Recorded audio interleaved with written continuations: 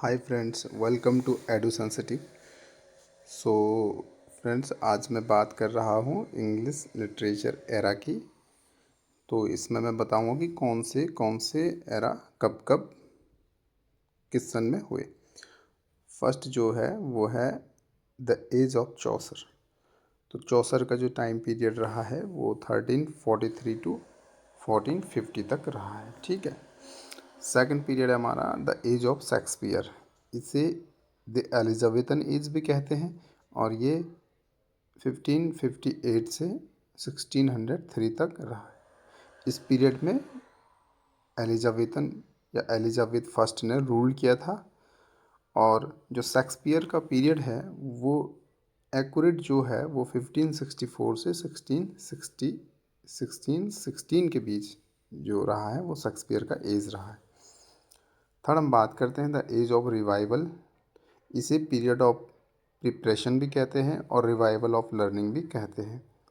ये एज 1500 से 1508 के बीच 1558 के बीच रही है। नेक्स्ट है जैकोबियन एज। जैकोबियन एज हमारी 1603 से 1625 के बीच रही है। इस एज के बीच में जो किंग जेम्स फर्स्ट था उसने रूल किया था।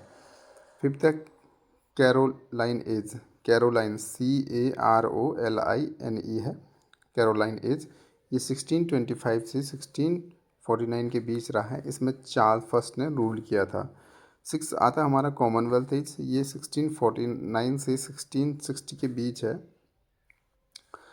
इस टाइम पीरियड के दौरान कोई किंग नहीं था इंग्लैंड में और रूल बाय पार्लियामेंट ने रूल किया था। ठीक है।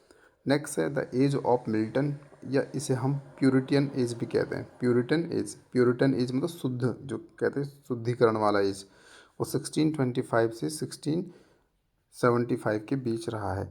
नेक्स्ट है हमारा द एज ऑफ ड्राइडन, या इसे रेस्टोरेशन पीरियड भी कहते हैं। एज ऑफ ड्राइडन को रेस्टोरेशन पीरियड भी कहते हैं। ये 1660 से 1700 के बीच था। नेक्स्ट है हमारा द एज ऑफ पोप।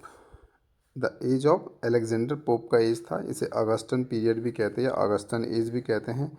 1700 से 1744 के बीच यह एज रही है। नेक्स्ट हमारा द एज ऑफ रोमेंटिसिज्म में रोमांटिक एज कहते हैं इसे। ये 1798 से 1837 के बीच रही है। और 1798 में लिरिकल बैलेट, जो रोमांटिक पीरियड का सबसे स्टार्टिंग राइटिंग है, लिरिकल बैलेट्स पोइट्री, जो वो यहाँ से शुरू होता है। ठीक है, रोमांटिक एज। नेक्स्ट है द विक्टोरियन एज। 1837 से 1900 के बीच होता है। फिर द मॉडर्न एज होता है। मॉडर्न एज होता है 1900 से 1901 से 1965 के बीच मॉडर्न एज होता है। सो आज के लिए थैंक यू। अगर वीडियो अच्छी लगी तो like and support share. Okay, thank you guys.